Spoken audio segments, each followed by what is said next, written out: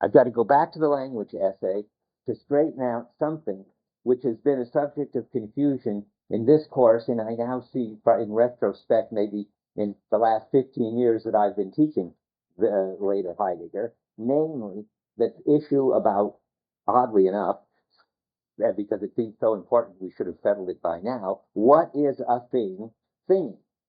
And the problem is that many of you have noted that Heidegger doesn't talk about celebratory meals like Babette's feast. He talks about jugs and bridges and I don't know, ponds and herons and all kinds of clasps and books, a weird collection of things. But he never talks about some communal activity. So it looks like maybe I've got things wrong. When you're that far from the text, you should stop and worry. I did every once in a while stop and worry, but I was convinced of one thing, that I had the phenomenon right all along, which I still think. And then as long as you got the phenomenon right, it doesn't much matter what the text says. You will beat it into shape. But it would be nice if the text and what Heidegger says fitted the phenomenon, and it does, but only if you read it carefully and differently than I've ever read it before. So here we go. We're going to get Heidegger's vocabulary now of what it is for a thing to think, fitted with the phenomenon that a celebratory meal would be a paradigm case of something to do with things thinking. But it isn't anymore going to be a paradigm case of things thinking, because Heidegger never mentions that kind of activity as a case of thinking. So how is all this going to fit together? Well, we want to understand how jugs, tables, bread, wine, or to follow Rick's way of talking last time, podium, blackboard, textbook, and lecture notes, those can be things thinking. And it isn't the dinner that's the thing thinking, and it isn't the lecture here that's the thing thinking. Okay, it looks like for Heidegger, first I'm going to tell it just tell it, and then I'm going to give you the text, because if I go back and forth, you're going to lose the train of thought. It looks like Heidegger thinks that things are thinking all over the place, lots of the time, but not everything. I mean, there are certain technological stuff and just boring stuff is thinking, but lots of stuff is thinking. And whenever anything is thinking, it's gathering the fourfold. And it's gathering the fourfold into a world. That surprises me, for reasons you'll see in a minute. But that somehow that is not anything like a celebratory meal or a lecture. It's not a focal activity, to bring in Borgman, who has the same kind of intuition I have, that what Heidegger is really talking about is the thing essay is a focal activity. So how is this going to be related to the thing thinking? Well, I think the story is that these separate things, each thing, have to be coordinated. And when they're coordinated, they can open up a single world, a disclosive space, in which then they and the mortals all show up and are brought out in their own modes. So the podium things, which I was objecting to last time when Rick said it, but now I have to buy it, I think it's right.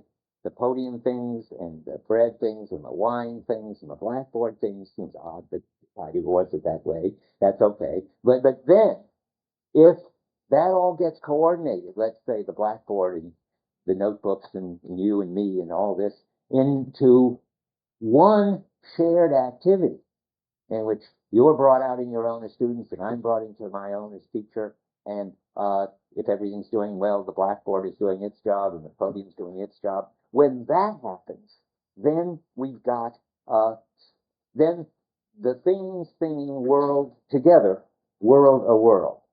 And that's like the celebratory feast. And so just to remind you of in Babette's feast, we could say, okay, the turtle soup was singing, and the wine was singing, and all those, and this beautifully laid out tablecloth was singing, and they were singing even before they were all brought together in the room. But then something else happened when the meal took off, and all those things singing got coordinated in such a way that, for instance, the general was brought out into his own. Not, interestingly enough, as in his identity as general, but in his identity as lover. He has lots of different identities in this stage in Heidegger, I think. And in that world, the bread is brought out at its best, and the wine is brought out at its best, and the general is brought out, I call him the general, he must have a name, is brought out as a lover at his best. And just as, let's hope if the lecture goes well, you're brought out as students at your best, and I'm brought out as professor at my best, although you have other identities than I could. I'm also a father. But in this enclosed world, the fact that I'm a father and you're also, I don't know, a webmaster doesn't come into it. Yes. What's the thing being and the thing being its own? The thing being its own, as I'm using it, and we'll now get to we're just ready to go to the text and check all this, is when it comes, it is brought into this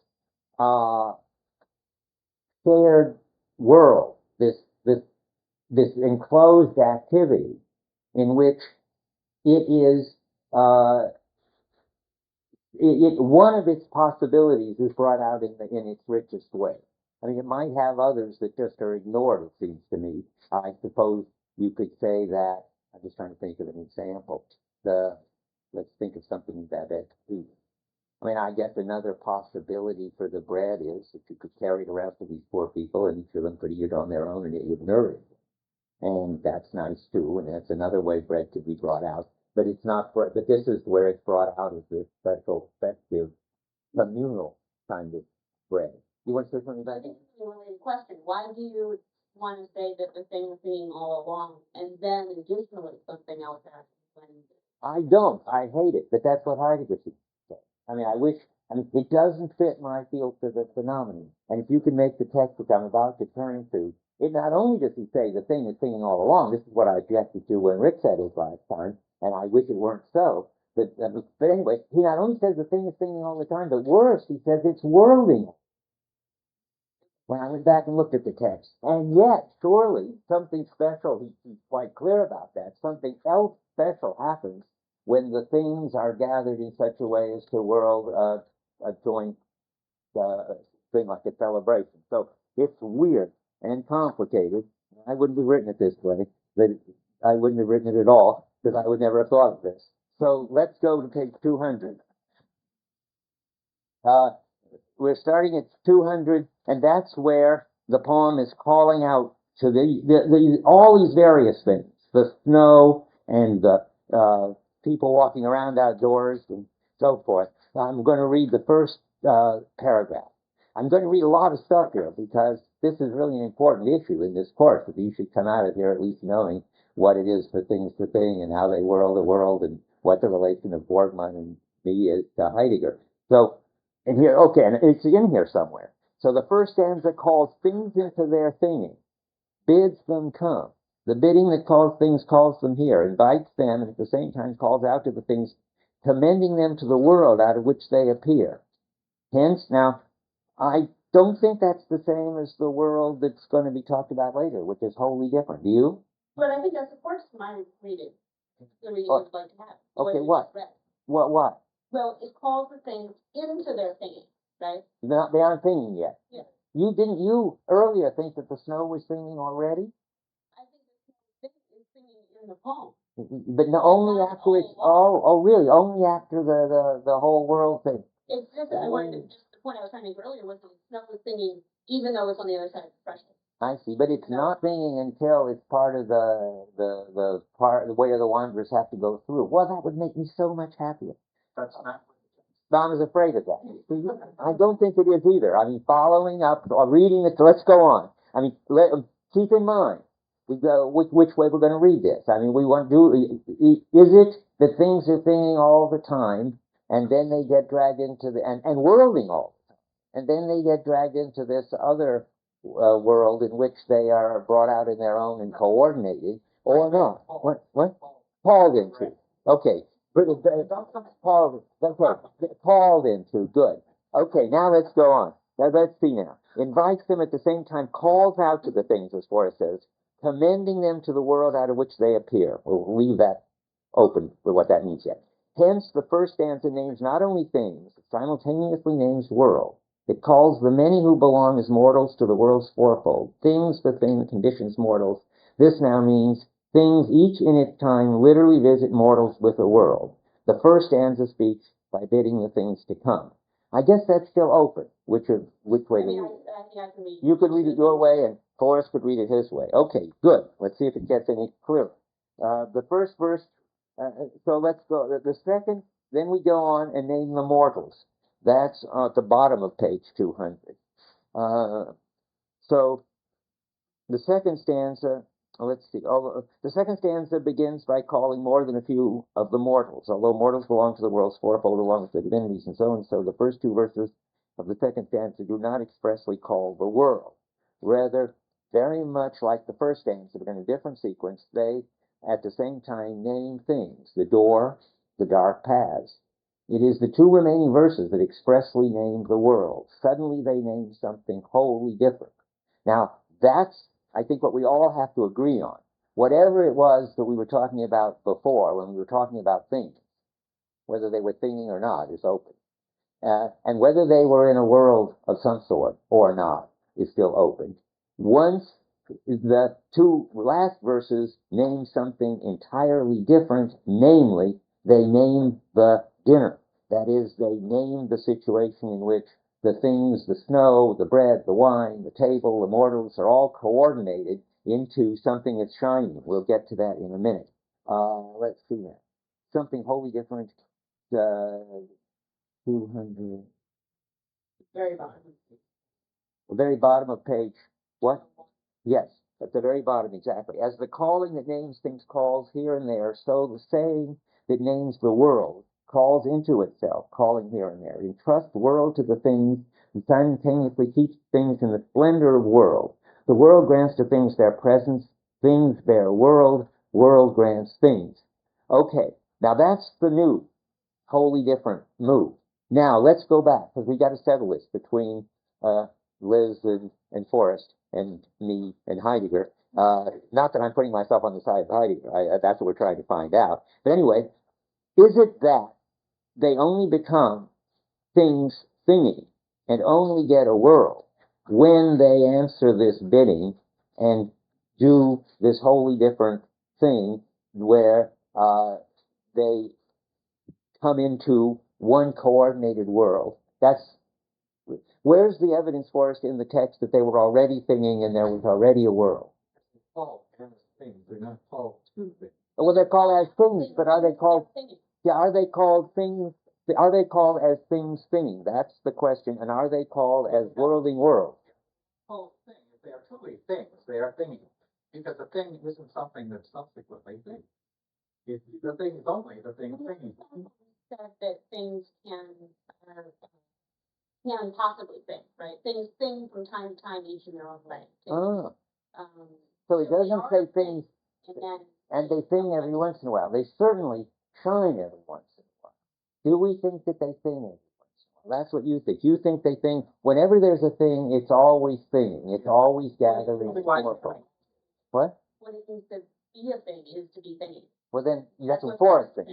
You think that things are entities and that they sing now and then, and when they sing, then they gather the Well, I think there's things which have sort of the live possibility of thinking, right? Okay. Not all objects are things. Yeah, okay, because they're in a world where our practices enable them to gather and do That's that. Okay, let me think now, wait a minute, just a second.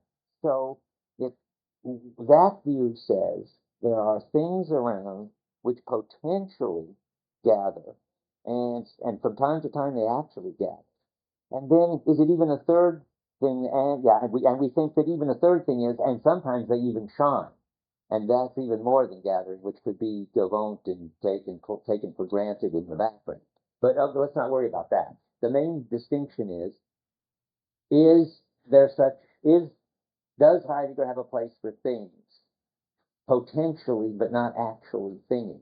And potentially, but not actually worldly, which is what you want. I don't. Yes. Well, in the origin of the work of art, the very beginning of it, he talks about like basically as everything being a thing, but there's a difference between mere things. There's a sense it is mere things, excluding even use objects that count as things in a strict sense. So he's like making a distinction between things that become works of art, things that are used up in equipment, and just things like quads and curves. Yes. So I mean, could Yes, you you could. using thing here as it's just a thing, but Yeah. then Well, that's thinking is something different that probably any object. well, that's a sensible thing to say, but it doesn't seem to fit this essay, because he seems to already in this essay think that things are special, and he says a lot of stuff isn't things. Remember that phrase? There's lots of stuff around. Where that's at the very end of the thing essay, I think. There's lots of stuff around that isn't things at all, and thinking at all, and then. Here, but things are also compliant and modest in number compared with the countless objects everywhere and so forth. That's it on 182. So he's changed his mind. Thing is now a special subclass of entity. An object is another big subclass of entity. Okay. So, yeah. I know that line that you just read, that confused me, but other than that, the more I read, I think that I got the feeling that thinking is a much more mundane thing than we've been making it. It's not this magical moment. It happens much more often. In fact, all things, I tend to think like Thor said, that maybe all things are thinking. And I think they think in as much as they gather this fourfold, whatever that fourfold is. But if you look in building, dwelling, thinking, Okay. on page 153, Okay. I think it's interesting. The second paragraph, Mm-hmm. where he says, gathering or assembly by an ancient word of our language is called thing. A thing is defined by its gathering, and he says that all things gather. Whoa, The whoa, bridges, whoa, whoa, whoa, whoa. see that on page 153? Yeah. All things gather. Well, yes, yes, by definition, but not all entities. Right. All things gather, but are all entities things? Well, only it seems like that's what he's saying here. That's the definition of a thing by the ancient word, is that it gathers. Yeah, but the test is an object a thing? He seems to say no. A technological resource too isn't a thing. It only is the only something that has the capacity to do this gathering. And he clearly, well, as long as we're quoting things, yes. The text. Go ahead. Just can't we say first stanza calls things into their things, right? Well, can't we also say something now similar, saying like who can raise all souls that be, and then but it's not meaning they were always, but now they were souls. And that's how Islam reads. He recruits them. Except for I would say that they are capacity. Yeah. So there it is. Okay, well, not everything has even its capacity. Just the ordinary objects don't, according to that line I was reading. Yeah. Not quite ready to jump in. We are mortals, and the parts are mortals, gathered by things, and the parts are gathered. Wait. I think that's all correct, but that doesn't, I mean, and that's completely neutral with respect to what Liz says and what Forrest says. Yes, because they both of them want, but both of them want to say when things are thinking, they're gathering the fourfold. The question is, when is that? I mean, that is, and we know that every time there's a thing, it is at least potentially capable of thinking. That's what makes it a thing. So that's Liz's line. And Forrest's line is when there's a thing and it is thinking and gathering. But the fact that when it thinks, it gathers us as mortals, that's, I think, new. Gathering or being mortal, the gathering of things. Oh, I think definitely, because being mortal is to be able to die, and that seems to mean something like, I don't know for sure, but it seems to be have a fragile identity is how I put it. But let's say something even more general. It means to be finite in some way or other. And I think we're finite, whether things are gathering us in or not. I mean, I don't see any reason to doubt it. So, being born, being conditioned by things. It's part of our finitude. And it makes us more sort of Aware of it. cultivate our mortality. Okay. Yeah, something like the fact that we're conditioned and not sort of like the pure subject who's the autonomous organizer of everything is certainly kind of borne in on us when we're the thing that is drawn in and conditioned by things. He certainly thinks that whether being finite and mortal requires being drawn in and conditioned by things. I don't know. I doubt it, but I haven't got any evidence either in the case. Yeah. I'm also interested on 153 because, but the bridge is a true bridge. It's never first of all a mere bridge, and then afterward a symbol. So there's something in this true bridge that is different than just an entity. Yes. For what the true means. Okay. I once tried to figure this out, and I decided, but this may be wrong, that a true bridge really brings together the banks of some, or the town and the village and the fields. It brings together something and creates a place that you can go from some recognizable, meaningful place to some other meaningful place. Now, you might think any bridge did this, but I was thinking London Bridge in Arizona. Is that where it is? They've taken London Bridge and put it someplace for tourists. Is it in Arizona? Is not a true bridge, and it's not doing it. That's sure. And maybe good. Right. The London Bridge in Arizona can't be a thing. At least not unless you go through a lot of trouble and make up a new, you could set up a kind of tribe that had a ritual and put the bridge in the center of it and walked across it and thought about their mortality or not thought about it, but I don't know, killed each other as they went across. Demonstrated it. I mean, you might get some story, but just sitting there in Arizona, it's not, you can have an entity, an object.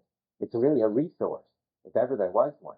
Just a flexible thing yanked out of London and stuck in Arizona for tourists to look at. So, right, good point.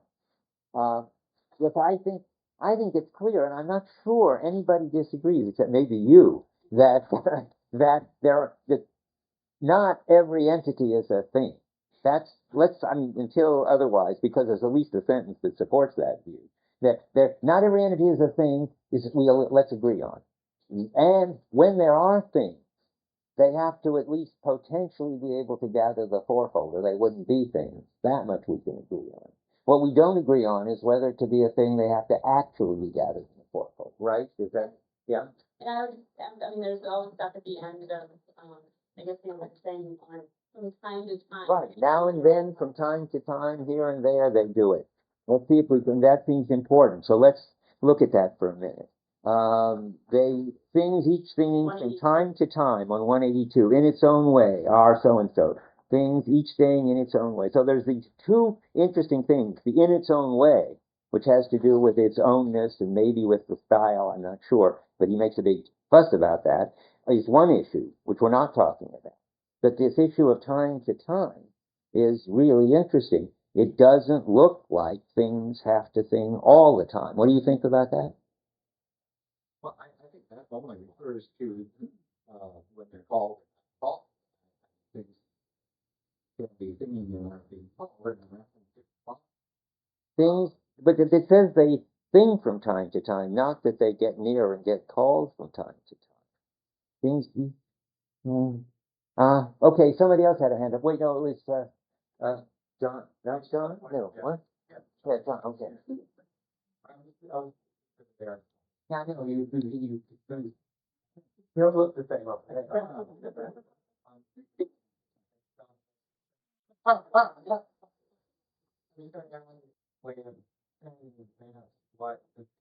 What would it take for it to be an entity and not a thing? No, I don't think we do. We could even make the London Bridge in Arizona a thing if we worked at it, had enough practices. No, I think that's right. Okay, I'm going to go on operating on the view now with a little bit of text to support that, and it makes me a lot happier. that things are capable of thinking, but they really get thinking when they get gathered into, bidden to come, and thereby arrive at and get gathered into a world. They don't gather the fourfold, they just potential until they get actually pulled together in something like a celebratory feast. Then the bread does its thing, and the wine does its thing, and the table does its thing, but only because, and they only do it because they're in that world. Remember the line, let's just go back where I was, because that's what I'm saying when I say at the top of 202, the world grants to things their presence, things their world, world grants things. And that's the splendor of the world.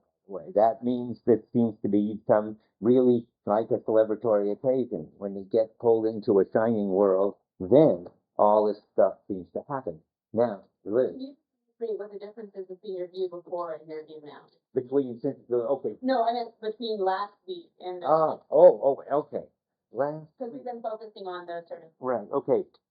Last week I thought, and this is not a phenomenon issue, it's a vocabulary issue. I thought Heidegger's term for feast working was that it was a thing.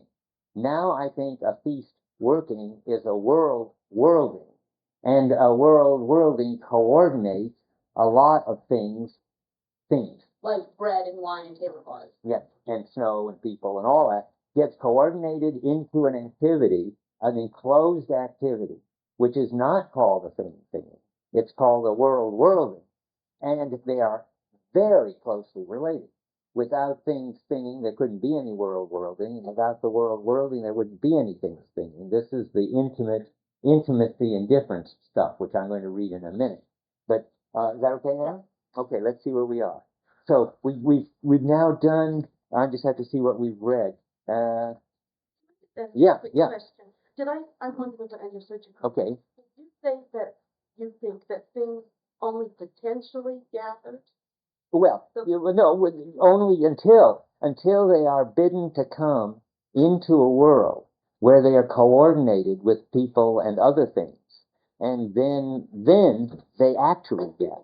But we need a distinction. This is Liz's story, and I have to buy it because I can't think of anything better. We need a threefold distinction.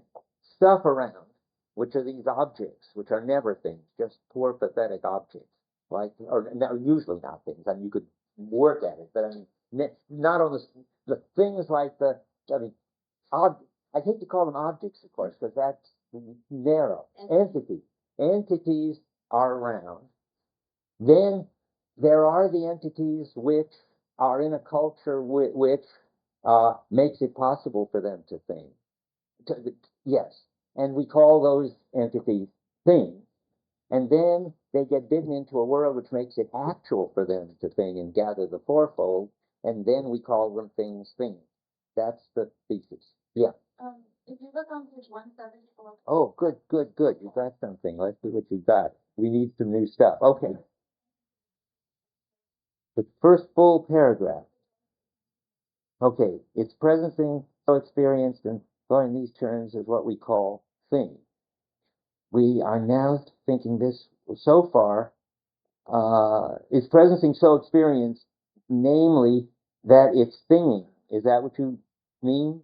Because that follows the paragraph in which it says, the thinging gathers, appropriates the fourfold, the jug's essential nature, its presencing so experienced, namely as gathering, we call thing. So you're on Forrest's side, if I understand you right. It sounds like Forrest. I just want to make sure we understand each other. Yes, it sounds like Forrest. Go ahead. By way of the gathering, appropriating things. Okay, so it looks in the thing essay. I see that to be a thing is to be gathering the fourfold. Then how is it? And now it's Heidegger's problem, because now we've got that statement, and on the other hand, we've got things thing from time to time. Yeah, what do they do from time to time? Okay, so when they stop gathering, they stop being things? Yes. Is that what you think? Then, but how can it be each thinging from time to time, unless the German is They different? don't last forever, they're not permanent. No, that's not the point. If things, each thing from time to time, it means they're things even when they're not thinging. I mean, unless the sentence is wrong, because it says that the thing itself, things from time to time. That contradicts the other quotation, which makes it definitive of a thing, that it things. Okay, but when they aren't thinging, I mean, is it, wait, But staying so long as you say, I see, No, but things, they're each not thing staying from there. time No, to they're not thinking there. Gathering us, they're not seeing it through. thing, I don't get it yet. Things, each thing, it's, what you want to say is things, when they thing only for a certain period, at which point they stop thinking and stop being things. And They're not thinking, they're not gathering them. Yeah, but that doesn't seem to be what this sentence says, but it could be, but that German. would be fine. The reason that was 200 in language. The first stanza calls things into their thinking, Yeah, bids them to come, yeah, right? And the question that we started all this with Yeah. was whether they were already thinking outside of the bidding, Mhm. or whether they were called into Right, their thinking right. by the bidding, right. right? And if we all agree that they only think when they're thinking, right, then they weren't thinking before they got bid into the thinking. Oh, that doesn't follow. But they weren't, but were they things? No, No, it doesn't. they called them to be things. Again, things. That, I mean, you can either think that they are things when they're potentially thinking, or you can think they're only things when they actually think. And they weren't Right. things when But they in were either called. case, they're not thinking before They're they're called. called into. Things can't be potentially thing. A thing is thingy. It is not. Well then, okay, well then we take the other view and say they just aren't things. They're just entities out there and they get called in. But Heidegger calls them things. Well, if he called them things, That's then, because the things are called. He doesn't say objects or entities or beings that are called to be things. they're called to be things. So he Because could say, some things called into yeah. their thinking. Oh boy, okay, yeah, Rick, B Rick and then, what's that? Jeff, okay. B, Rick, B, and Jeff. Well, maybe. Like, we're talking last week when it was thingy. But when when we just kind of walk, when we walk into the room, I mean, there's obviously a transition between the thing and the planting. And I think it's just, it's only for Heidegger, I think that in terms of nearness and farm. Maybe when I walk into this room and it's not really the lecture happening. When I both out my guy with it. But then once the lecture gets going, then it's near. It's just a difference. Well, that might be, but does it solve the problem? I take it are you saying So it's that, when I come in this room, but it's a far.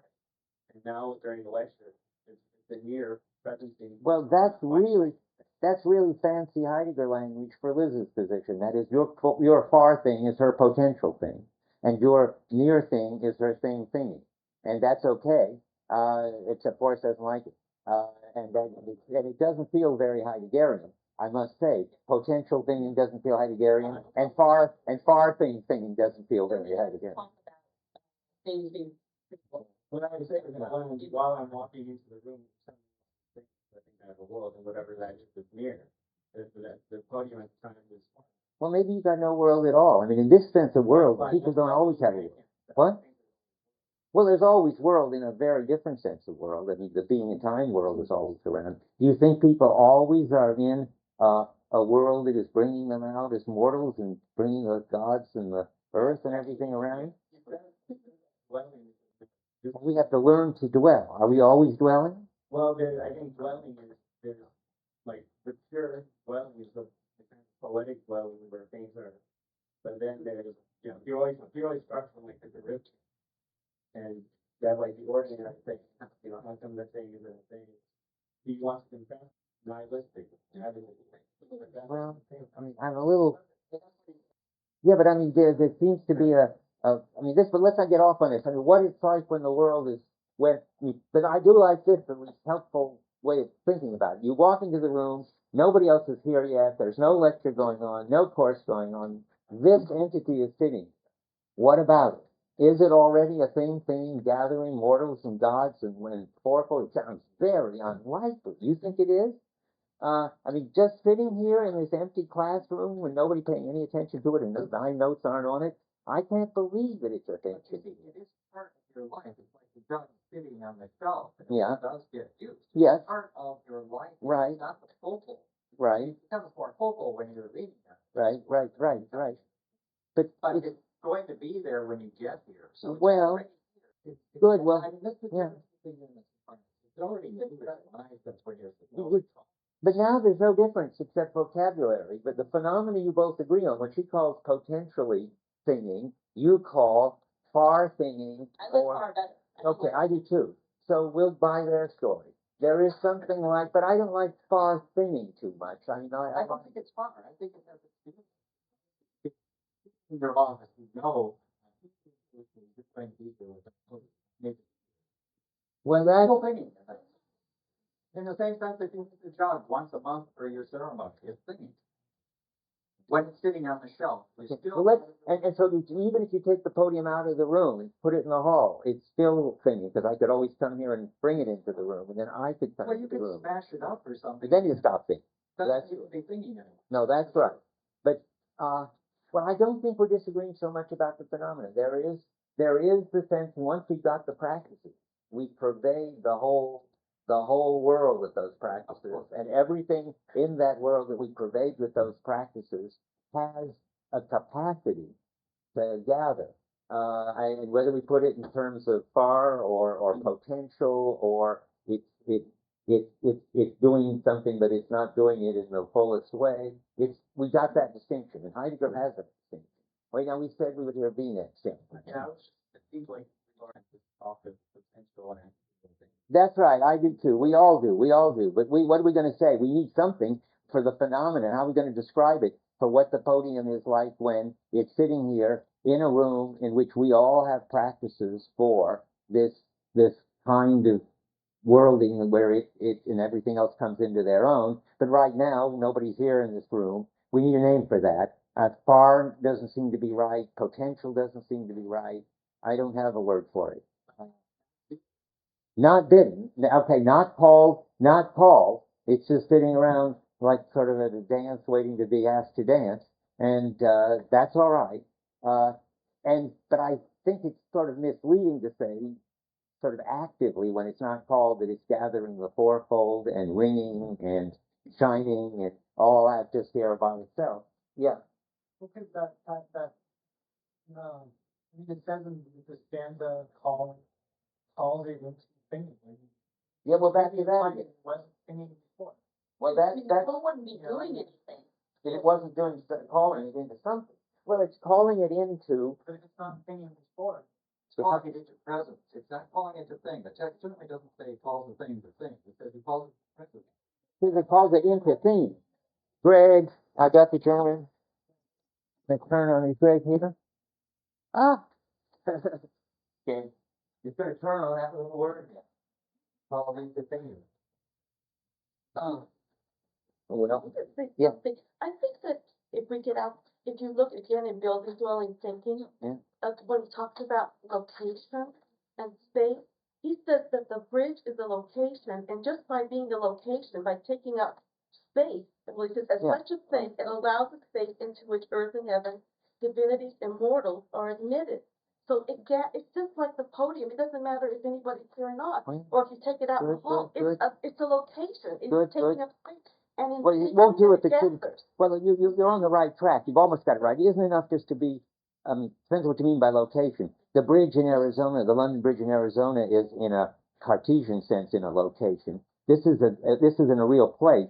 When the bridge is in a real place in which it connects real banks or a town and the country or whatever, then it's already doing something. And as long as people have the practices for knowing how to use it, we all agree on that. But it looks like it's not doing the same thing that it's doing when somebody goes across it and it shines, because we know that the things only do that.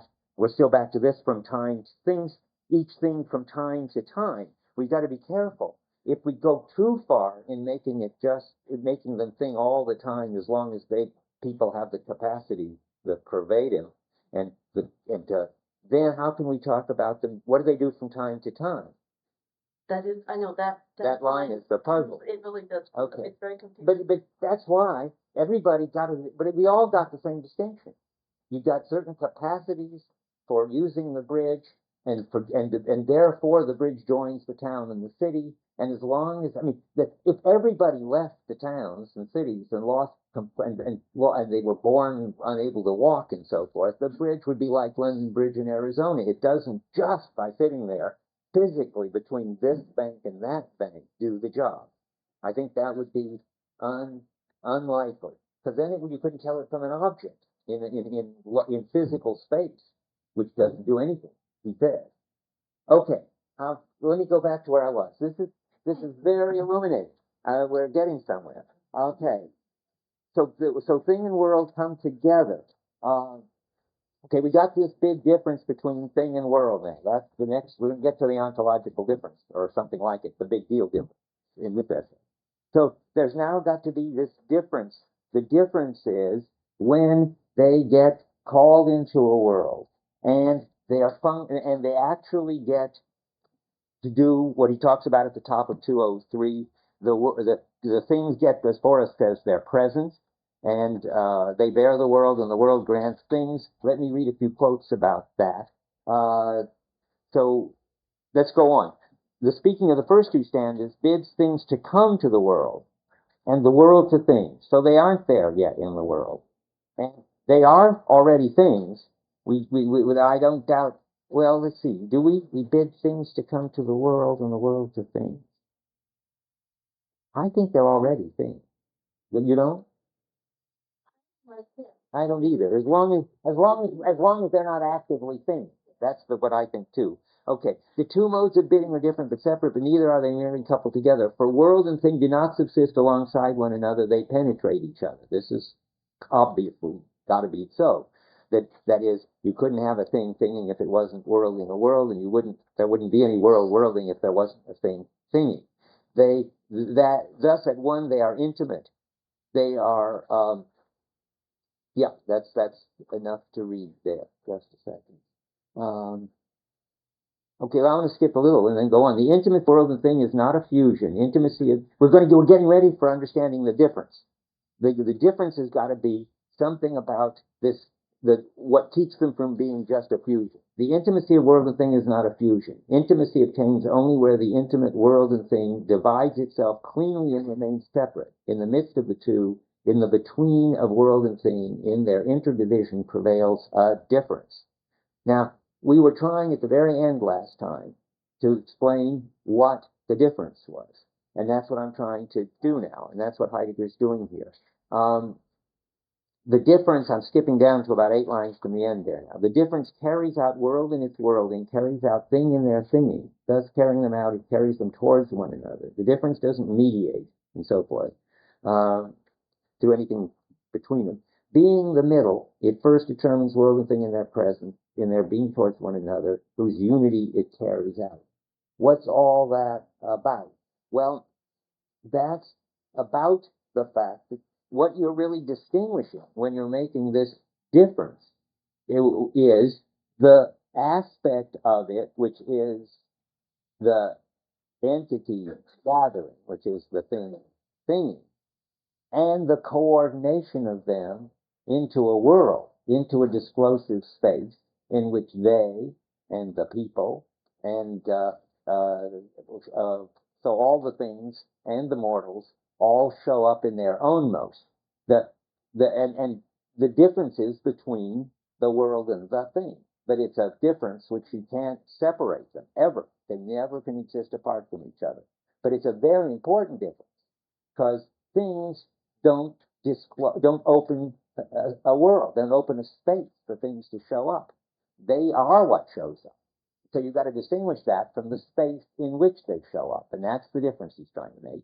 And it's reminiscent of the difference between being and beings in the division in being and time period, where being was the clearing and beings were the entities who showed up in it.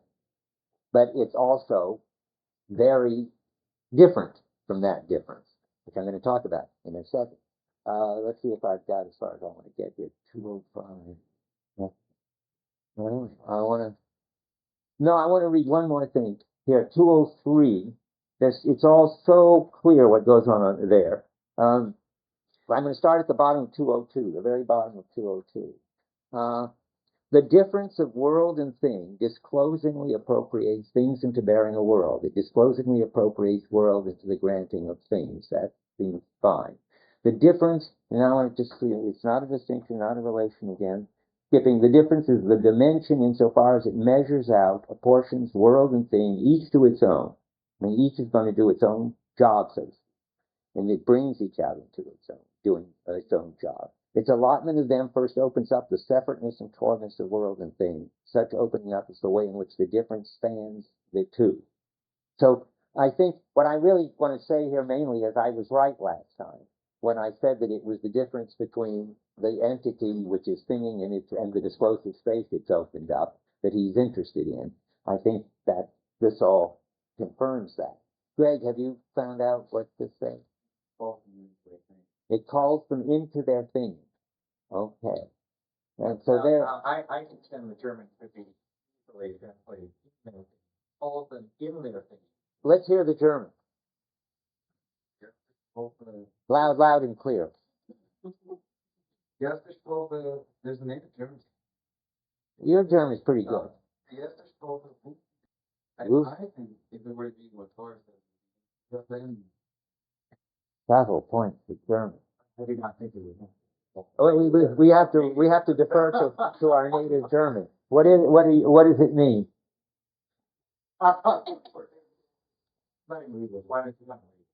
If you ever want to, if you're going to study Heidegger, you sooner or later have to learn German. This is a demonstration of it. You can't count on the translators to capture these nuances.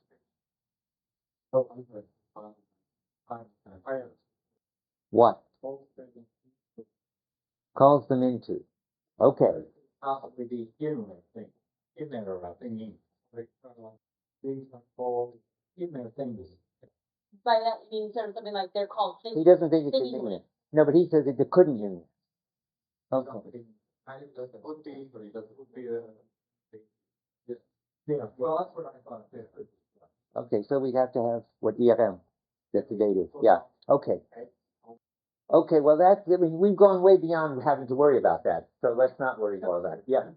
I was just sort of wondering what if the word translated as thing is. Oh, and I think there's no doubt he's very careful about objects, Gegenstand, and things, namely things. I don't think that's going to fluctuate. So where are we? He calls them into their own. I'm just finishing where I am. And one more on 205. Because now I want to, and when it does that, then it shines. What does what? Oh, well, sorry. When they answer this bidding and come into the world and sing, and everything gets brought out in its own most, and then of course, then we get the shining, the limpid brightness in the poem. And he says on 205, the rift of the difference, that is the way these two things, the way these two functions, the thinking of the entity and the disclosing of the opening of a space or a world, the way they come together makes the limpid brightness shine. Its luminous joining decides the brightening of the world into its own. The rift of the difference expropriates the world into its worlding, which grants things. We're going to have to talk about expropriates in a minute.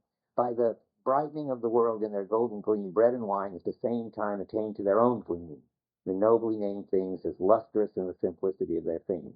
So the things shine and the world shines when it's all coordinated so that everything is brought out at its best and it is self-contained. And I think the expropriating is really puzzling. It's anti-ness instead of air-ness. And I guess expropriates is as good as anything to go with appropriate. But what I think it must mean, I'll show you another place where it's used, is the things are called out of the farness where they are, so to speak, sort of sleeping, and taken into the bright, self-contained world. So it expropriates them into the world. That is, I think it takes them, only way I can understand it is it takes them out of the world, the everyday world, the far world, and brings them into the near world. The other time he talks about expropriation is the top of 210 that I know of. There are probably others, maybe. Language it speaking bids the difference to come, which expropriates the world and things into the one fold of their intimacy. Well, that's pretty weird, because you'd expect it to appropriate them into their intimacy. What could that mean? Well, it grabs, it pulls them, or bids them, bids them out of their, is that what you think? Out of their sort of, wherever they are, and gets them out of that into the intimacy of world. That's at least I think what has to be going on. Okay. Is that all right with expropriates? What do you think expropriates means? It's really weird there that he never explains it. It just pops in here. Yeah, a very different way of using both movements. Moving into it. So the movement ultimately, the furrow, the surface being drawn, draws world and intimacy and also separates them. That's interesting. Keeps them from fusing. Of course, that's exactly. So, difference come, which expropriates the, what a funny way to put it, expropriates world and being into the one fold of their intimacy. That means keeps them apart from fusing. In their intimacy. Yeah. It's not the only funny thing. No. Let's go back. Let me see the other one again. Where was the other one? 205. Okay, because we ought to really, the rift of the difference expropriates the world into its worlding, which grants things. I mean, I'm not very happy with what I'm saying, but it doesn't make much, what Forrest is saying doesn't hit me over the head as helpful either. I don't know what to think. Expropriate. Okay. Well, I mean, it makes sense to think either way, that you've got to bring it in from outside or call it in from outside, and you've got to keep it from fusing. There are probably other places where you use it.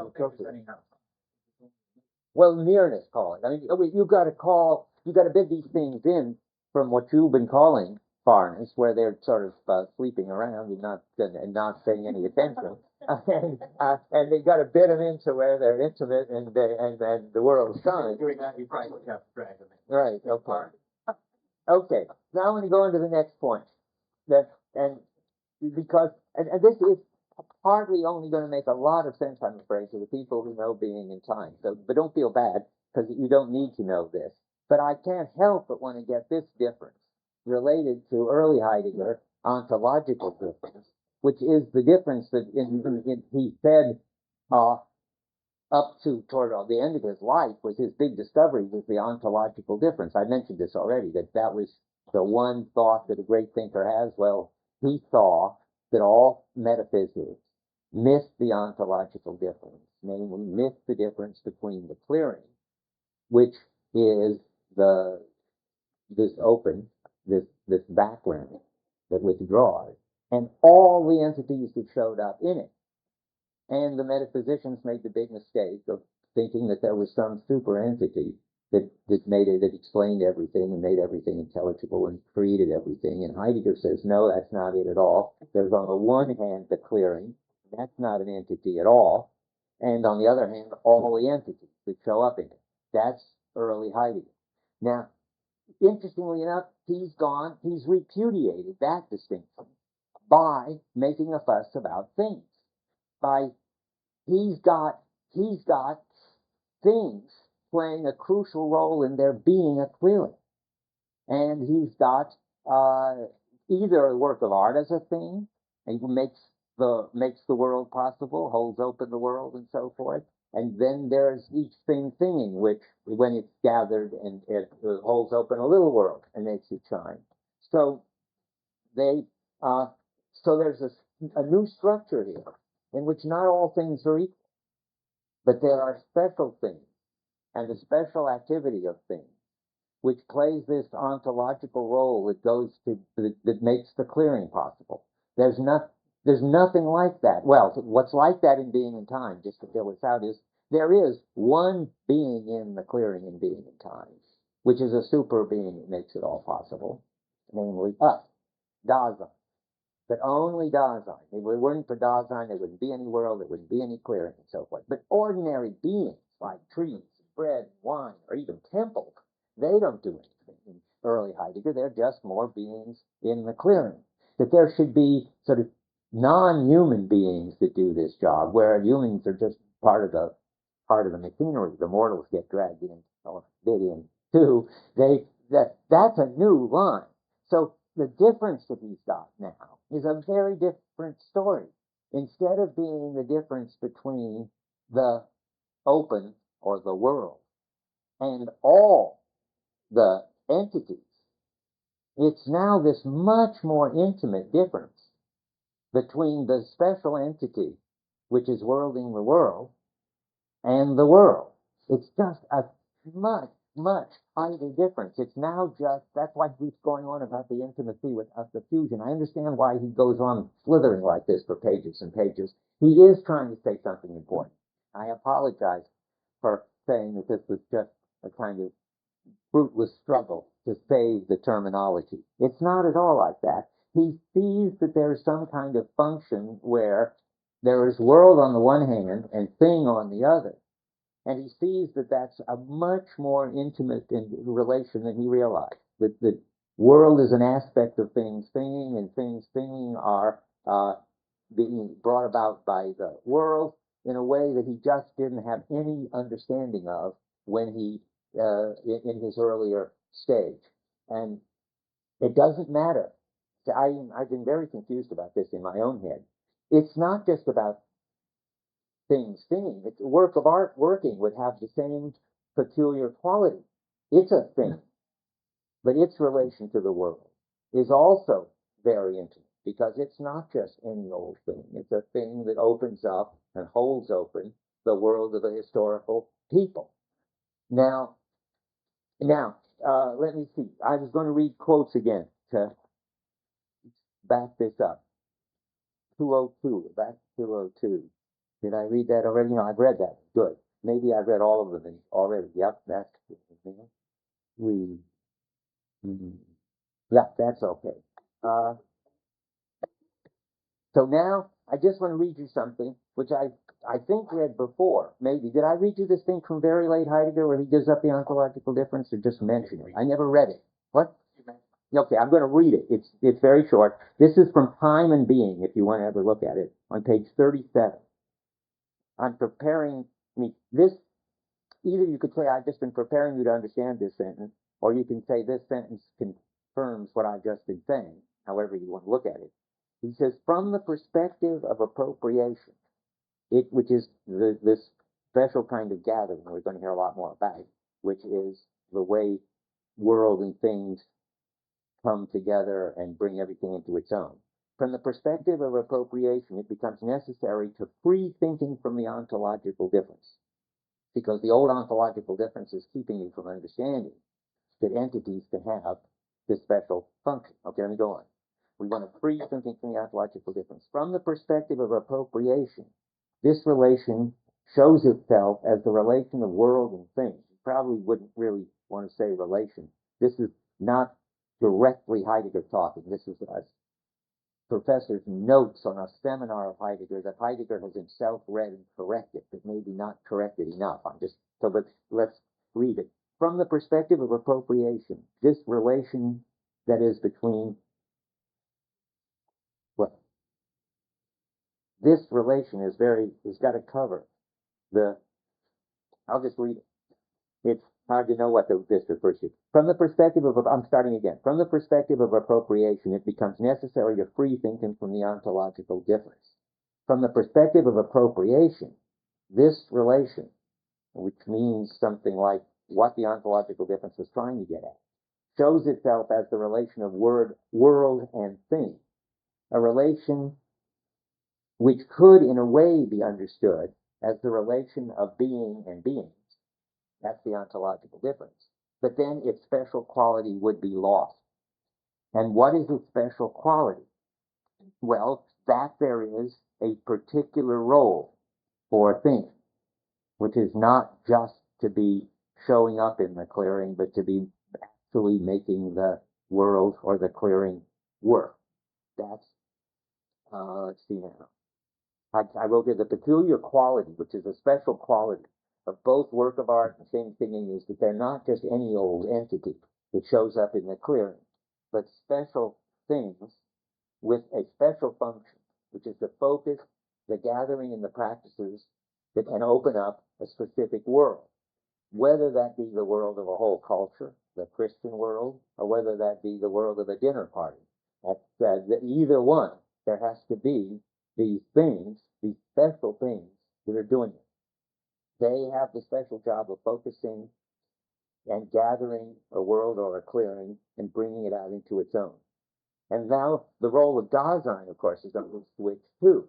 Instead of being the center of it, as in early Heidegger, which does the job of making a world, Dasein now has to listen to and respond to and further focus and further gather what's already taking place in the things and in, we haven't got to it yet, the speaking of language. That is, we've now got a story about what it is to be a preserver. Preserver is a special kind of, so human beings now have a very special job, but it's a new job.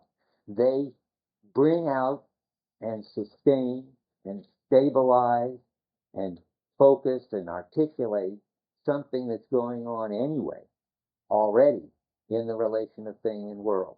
And that's the new peculiar, special relation that he's interested in. Okay, I mean, that's only going to, I say, really be illuminating to people who have been in time. And if it isn't illuminating, don't worry about it. Yeah. When I was talking about special countries, open possibility that French scripture model through get words for certain countries, want to get as close to understanding how the world world. So it can get that can completely understand everything that's going to be. See, completely what? Opposite what can be a time. We have no account of physical objects would ever get us closer to any sense of how. Okay, well, of course, the thing is on physical objects. No account of physical objects, he's going to still say that, could ever get us any understanding of the world. Because that runs straight through. But now he sees, and even equipment, ordinary equipment, which isn't physical object, isn't going to get us any understanding of the world, or it sort of presupposes the world. Well, they are physical, and they're made out of atoms, and they can be treated as objects. But when they're thinking, we're back to that again. They're not. That's not what's going on. They then have another function, namely, they are able to gather and so forth. Liz, yeah. And you can talk about that, but you can't talk about it in naturalistic language. You That's can right. say something about What things what are, things and are. even if they're material things, namely, that's the earth in them. They have, but you can't say in naturalistic, objective, scientific, post-Cartesian, that just misses their quality as things, so it gets their quality as objects just right. That's okay? Yeah? You have anything? What do you think about my question? Like, the judge, I mean, it seems like judge can do things at one time and mere equipment at another. Oh, absolutely. And just objects to pottery collectors who don't use them. Yeah. So, like, So that's, distinction is still. no, but that's to say, that's a way of reinforcing what Liz just said. Yes, the same material object can be viewed as a bunch of atoms. It can be viewed as equipment for putting things in, and it can be certainly part of a celebratory meal in which it's bringing people and everything out in its own. And you can't understand that any of these functions in terms of the other. That seems that's Yeah, again. you said you think it can be viewed as this or viewed as that, Yeah. and it's not just a matter of Viewing, no, you're right. It's not a question of an attitude, because it's a question of actually doing something. It can actually make a world. or hold the marbles or whatever. Right. Okay. Now, I got 5 more minutes, and since I'm probably never going to get a chance to say this again, and I woke up and went to sleep thinking about it, I want to, and it'll help you a lot when you read On the Way to Language. I want to sort of give you a feel for appropriation, which we keep talking about as gathering and so forth, because what's really important in On the Way to Language is that he's trying to say more about appropriation than he says in those last fast paragraphs. And I've been saying appropriation is gathering, but I'd like to fill that out a little bit. And I want the crucial paragraph I'm going to be commenting on right now is on 128 of The Way to Language. I'm jumping right in the middle of it because I want to show where it connects up with what we're talking about, and then I will start from the beginning next time. So appropriation grants to mortals, I'm at the bottom of 128, their abode within their nature so that they may be capable of being those who speak. If we understand, never mind that sentence. Here's what I want. If we understand law as the gathering that lays down that which lets, I think is better than causes, lets all beings be present in their own, in what is appropriate for them, then appropriation is the plainest and most gentle of laws. That means that is, you bring things out in their own. That's pretty simple, and it's gentle because it doesn't do any kind of violence to the thing to bring it out in their own. And secondly, it's gentle in that it's a law that can be pushed around a lot. I mean, there's other ways of relating to things. You don't have to bring them out into their own.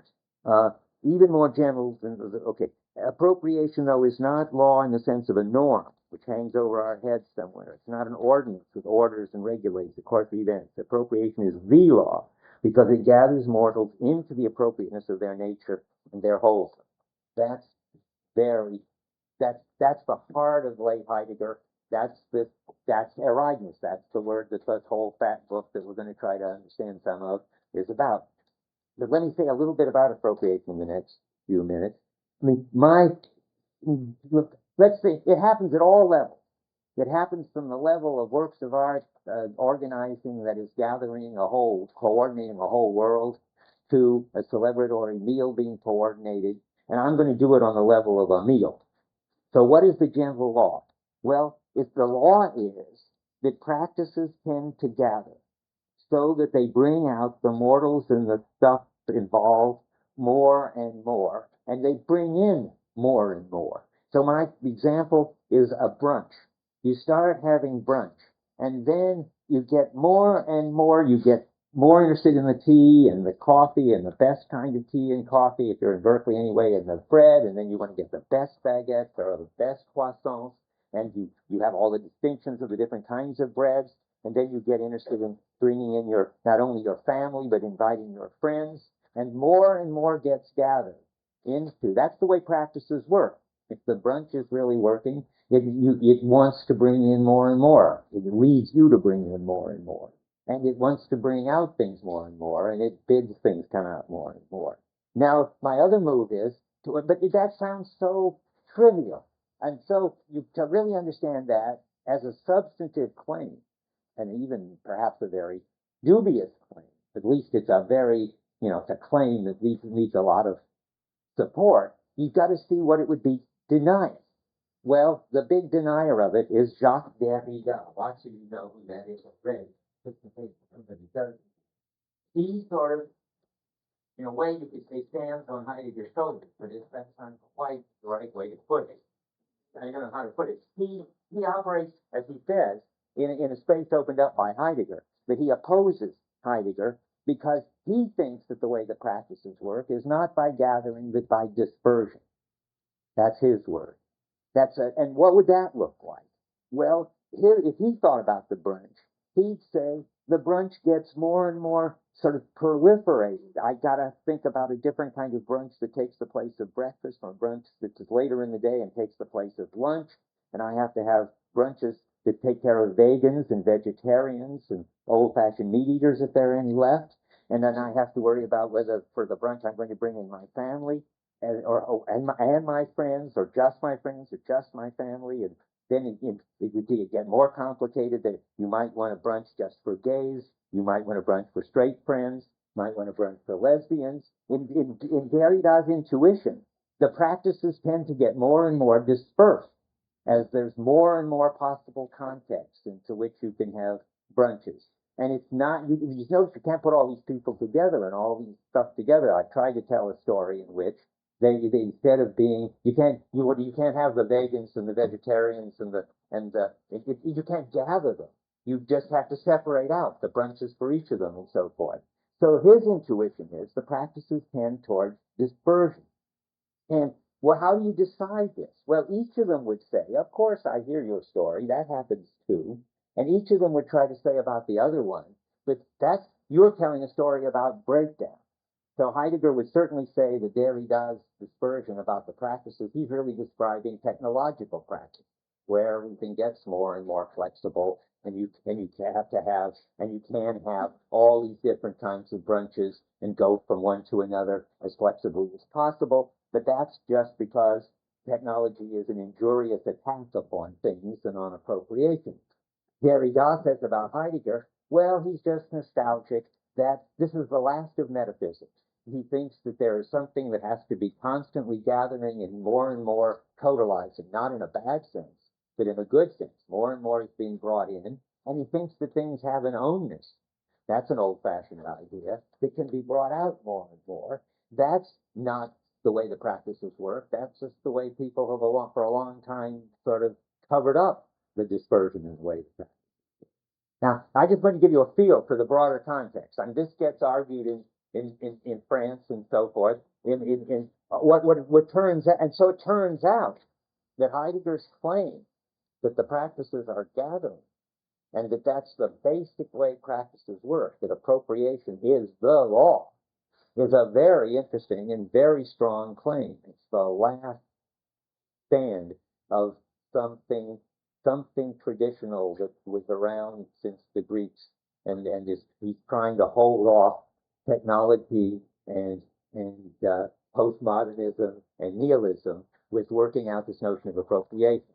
Okay, that's where we're going to start now with the language. There are a couple copies.